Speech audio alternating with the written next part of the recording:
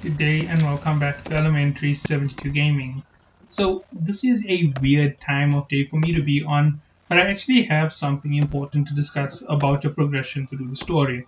Now, as much as I know about what I'm about to talk about is very limited.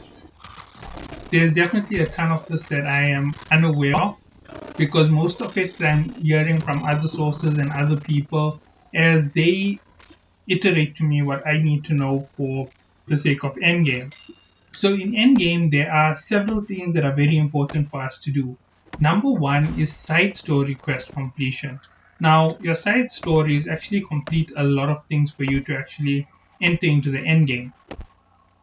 One of the items in that important list for you to complete for the endgame is actually the completion of your legendary weapons. So every time that you reach level 20 with a weapon, you actually open a legendary quest. Now, obviously, if you don't do every weapon, you don't get every side quest for the legendary weapons. So that's another major loss to a player who would miss this opportunity. So there's the first thing you've got to do. So in terms of your skills, you're gonna come here to not trade skills, sorry, to weapon skills. When everything is level 20, that's all of the side story legendary weapon quest you can go for. As you can see, I have four. I'm mastering one, two, three, four, five, six, and then the rapier will be my seventh weapon to go right at the end.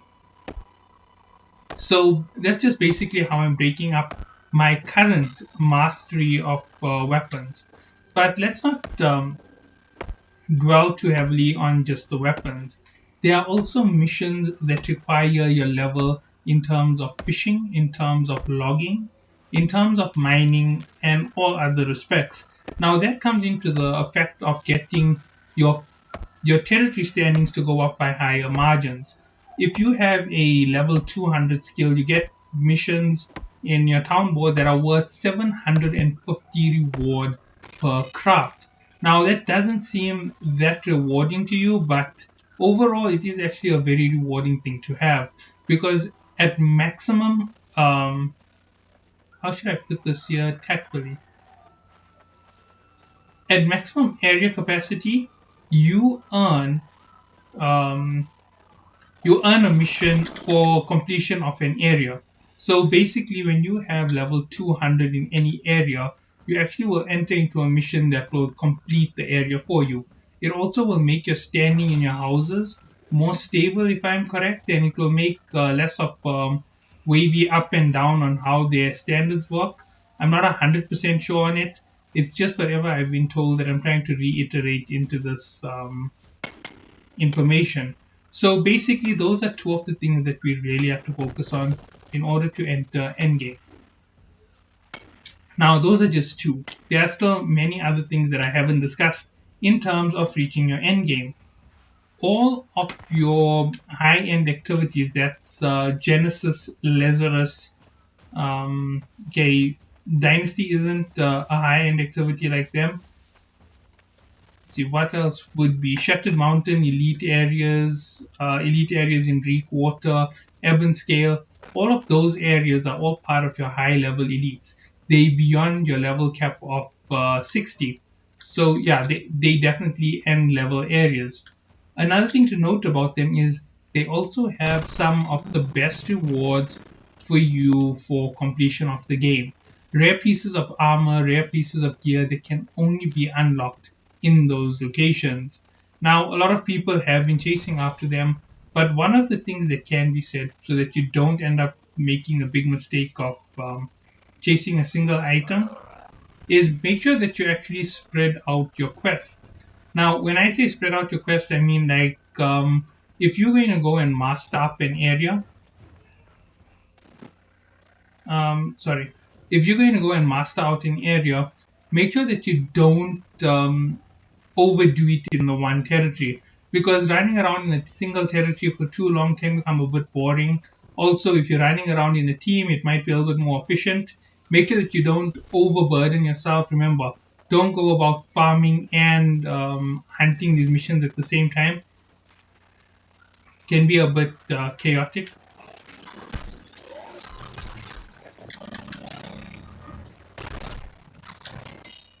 I'm not sure what it was needed for.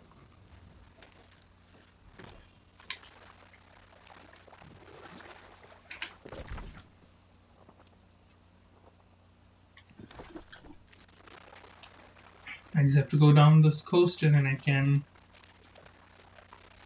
jump onto the next piece.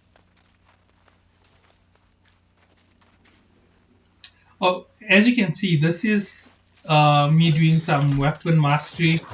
These are pretty good in terms of earning XP for weapon mastery. Hunting creatures in high level areas is one good way to go about it. The next way to go about getting enough XP on your weapons is the elite areas in your expeditions. Also, corrupted portals. Not the monoliths, not the infested grove, just the portals actually award you mastery on your weapons. So, that is yet another thing for you to think about going through and finalizing for the sake of your advancement in the story.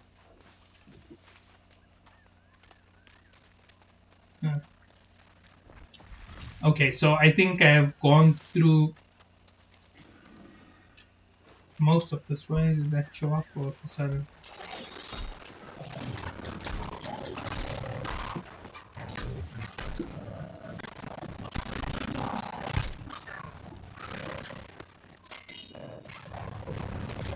That's the bleed from Impaler. When it hits the enemy, it leaves a bleed effect on them for several seconds, bleeding out at about 10% of their health per tick. So yeah, it's a good way to make sure that you get your kills.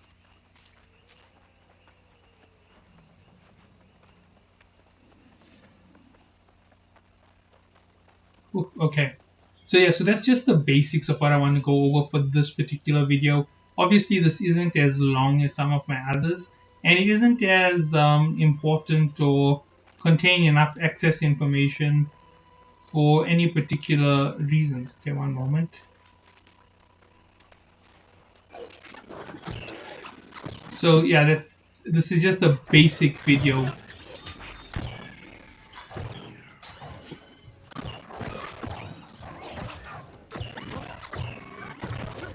Oh yes, one other thing to note. Your completion trophies may unlock special quests for you in the game. Now, it's not a guaranteed issue, it's a possibility. I'm not 100% sure about it myself, and the information that I gathered on it didn't really talk so much about completion trophies. It just said about area completions being good for getting quests. I'm not exactly sure what they mean or what was meant by that. But yeah, that's just the overall aesthetic of what I was talking about. So catch you all in the next one and have a